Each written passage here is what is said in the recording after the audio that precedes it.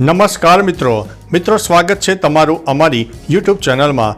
અત્યારના સૌથી મોટા સમાચારમાં વાત કરીશું મોટી દુર્ઘટના, પ્લેન ક્રેશમાં 62 લોકોના મોત। બ્રાઝિલમાં એક મોટો વિમાન અકસ્માત થયો છે। સાઓ પાઉલોની બહારના વિસ્તારમાં વિમાન ક્રેશ થયું છે, જેમાં સવાર તમામ 62 લોકોના મોત થયા છે। 58 મુસાફરો હતા અને 4 ક્રૂ મેમ્બર હતા। વિમાન ક્રેશ થવાને કારણે ઘણા ઘરોને નુકસાન પણ થયું છે। હજુ સુધી અકસ્માતનું કારણ જાણી શકાયું નથી। આ ઘટનાનો વિડીયો અત્યારે સોશિયલ મીડિયામાં વાયરલ થઈ રહ્યો છે।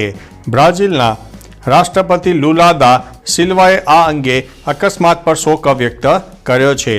મિત્રો, અન્ય મહત્વના સમાચારની વાત કરીએ તો Sardar Sarovar dam warning stage ઉપર પહોંચી ગયો છે। સરદાર સરોવર ડેમની જળ સપાટી વધી રહી છે। મધ્યપ્રદેશથી 3.67 લાખ ક્યુસેક પાણીની આવક થતાં ડેમ 70% ભરાઈ ગયો છે।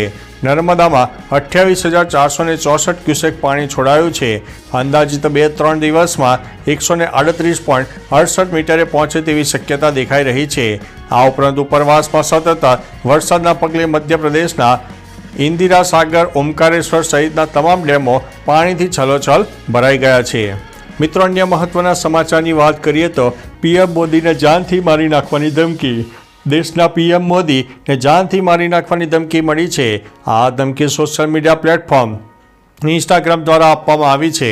હાઈ પ્રોફાઇલ કેસ હોવાને કારણે પોલીસ વિભાગમાં ખળભળાટ મચી ગયો છે। ધમકીને મેવાત સાથે જોડવામાં આવ્યા બાદ રાજસ્થાનની ડીગ પોલીસે સક્રિય બની ગઈ છે। ગૃહ મંત્રાલય પાસેથી માહિતી મળ્યા બાદ ડીગ પોલીસે દરોડો પાડ્યો હતો। દરમિયાન લગભગ 19 શકમંદોની ધરપકડ કરવામાં આવી છે। મિત્રો, અન્ય મહત્વના સમાચારની વાત કરીએ તો બેંકમાંથી લોન ન મળતા સર્વર હેક કરીને 17 કરોડની ચોરી। નોઈડાની નૈનીતાલ બેંકના સર્વર હેક થયાની વાત સામે આવી છે। સીએની મદદથી 17 કરોડ રૂપિયાની છેતરપિંડી કરાઈ હતી। આ પૈસા વ્હાઇટ કરવાના હતા। પોલીસે સીએ ઓફિસ કબજે કરીને તેના ભાઈની ધરપકડ કરી છે। આરોપીની ઓળખ દાદરીના રહેવાસી હર્ષ બંસલ તરીકે થઈ છે। પૂછપરછમાં સામે આવ્યું છે કે તેણે ઘણી જગ્યાએ લોન લેવાનો પ્રયાસ કર્યો, પરંતુ લોન ન મળી। અંતે બેંકનું સર્વર હેક કરીને પૈસા ટ્રાન્સફર કરી દીધા હતા। મિત્રો, અન્ય મહત્વના સમાચારની વાત કરીએ તો વિશ્વ આદિવાસી દિવસની અનોખી ઉજવણી થઈ છે। તાપી વ્યારાના ઝાંખરીમાં 3000થી વધુ વૃક્ષોનું વાવેતર કરીને પ્રકૃતિ પૂજક સમાજે વિશ્વ આદિવાસી દિવસને ઉજવ્યો હતો। સમાજના આગેવાનો તેમજ પંથકના રહીશોએ આ વિસ્તારમાં 3000થી વધુ વૃક્ષોને એક સાથે વાવીને વાવેતર કર્યું હતું અને જંગલની હરિયાળીને વધુ મજબૂત કરી હતી, તેમજ તેના ઉછેરની જવાબદારીનો પણ સંકલ્પ લીધો હતો। મિત્રો, અન્ય મહત્વના સમાચારની વાત કરીએ તો રત્ન કલાકાર નકલી નોટો છાપવા લાગ્યો છે। સુરતના કામરેજનો રત્ન કલાકાર નકલી નોટ છાપવાના રવાડે ચડી ગયો છે। જોકે નકલી ચલણી નોટોના જથ્થા સાથે યુવકને પોલીસે ઝડપી પાડ્યો છે। એલસીબી પોલીસે આરોપીને સાથે રાખીને રહેઠાણના સ્થળે દરોડા પાડ્યા હતા। પોલીસે 500ના દરની 68 નંગ બનાવટી ચલણી નોટ સાથે કુલ 1,56,600ની કિંમતનો મુદ્દામાલ કબજે કર્યો હતો। ઉલ્લેખનીય છે કે હીરા ઉદ્યોગમાં ચાલી રહેલી મંદીના પગલે છેતરપિંડી સહિતના વિવિધ પ્રકારના ક્રાઇમ રેટ પણ વધી રહ્યા છે। મિત્રો, અન્ય મહત્વના સમાચારની વાત કરીએ તો આવાસ અંગે મોદી કેબિનેટનો મોટો નિર્ણય। કેબિનેટ પ્રધાનમંત્રી આવાસ યોજના શહેરી 2.0ને મંજૂરી આપી છે। આ અંતર્ગત શહેરી અને ગ્રામીણ વિસ્તારોમાં 3.60 લાખ કરોડના ખર્ચે 3 કરોડ નવા મકાનો બનાવવામાં આવશે। આ યોજના મુજબ ઈડબ્લ્યુએસ અને એલઆઈજી અને મધ્યમ આવક જૂથ સેગમેન્ટના પરિવારો કે જેમની પાસે દેશમાં ક્યાંય કાયમી મકાન નથી અને તેમને આ યોજનાનો લાભ મળશે। આ યોજના અંતર્ગત ગ્રામીણ વિસ્તારમાં 2 કરોડ અને શહેરી વિસ્તારમાં 1 કરોડ મકાન બનશે। મિત્રો, અન્ય મહત્વના સમાચારની વાત કરીએ તો જેલમાંથી બહાર આવ્યા બાદ મનીષ સિસોદિયાની પહેલી પોસ્ટ। જેલમાંથી બહાર આવ્યા બાદ મનીષ સિસોદિયા ખુશ થયેલા જોવા મળ્યા છે। તેમણે એક્સ ઉપર પોતાનું પહેલું ટ્વીટ કર્યું છે। તેમણે પોતાની પત્ની સાથે ચા પીતા હોય તેવો ફોટો શેર કર્યો છે। કેપ્શનમાં લખ્યું છે કે આઝાદીની સવારની પહેલી ચા 17 મહિના પછી। એ આઝાદી જેણે બંધારણે બધા ભારતીયોના જીવનમાં અધિકારની ગેરંટી તરીકે આપી છે। એ આઝાદી જેને ભગવાને આપણને દરેક સાથે ખુલ્લી હવામાં શ્વાસ લેવા માટે આપી છે। મિત્રો, અન્ય મહત્વના સમાચારની વાત કરીએ તો ભારતમાં કંઈક મોટું થશે, હિડનબર્ગની ચેતવણી.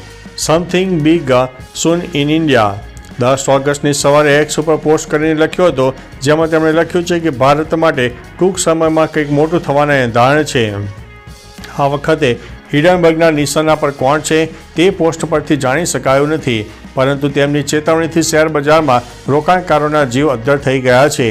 આ વખતે અદાણીને નિશાન બનાવ્યા ત્યારે તેમના શેરમાં જેમણે રોકાણ કર્યું હતું તેમને ભારે નુકસાન થયું હતું. મિત્રો, અન્ય મહત્વના સમાચારની વાત કરીએ તો ભાજપની રાજકોટ તિરંગા યાત્રા લાઈવ.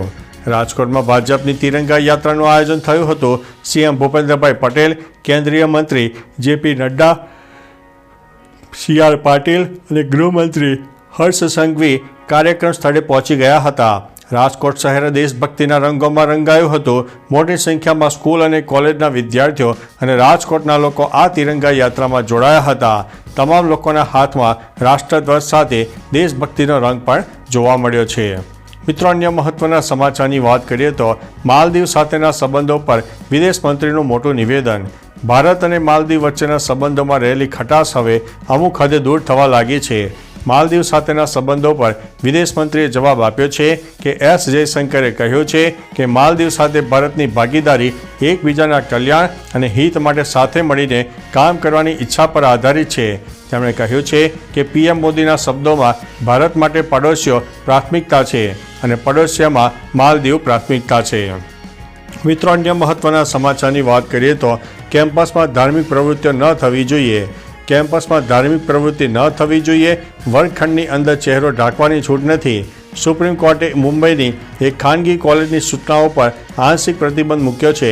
સર્વોચ્ચ અદાલતે એનર્જી આચાર્ય અને DK મરાઠી કોલેજ ચલાવતી ચેમ્બુર ટોમ્બે એજ્યુકેશન સોસાયટીને નોટિસ જારી કરીને 18 નવેમ્બર સુધીમાં જવાબ આપવા જણાવ્યું છે. મુસ્લિમ વિદ્યાર્થીઓએ કોલેજની સૂચનાને પડકારતી સુપ્રીમ કોર્ટમાં અરજી દાખલ કરી છે. મિત્રો, અન્ય મહત્વના સમાચારની વાત કરીએ તો કષ્ટભંજન દેવને 1000 કિલો મિક્સ ફળોનો શણગાર. કષ્ટભંજન દેવને શ્રાવણના પહેલા શનિવારે 1000 કિલો મિક્સ ફળોનો શણગાર કરાયો હતો.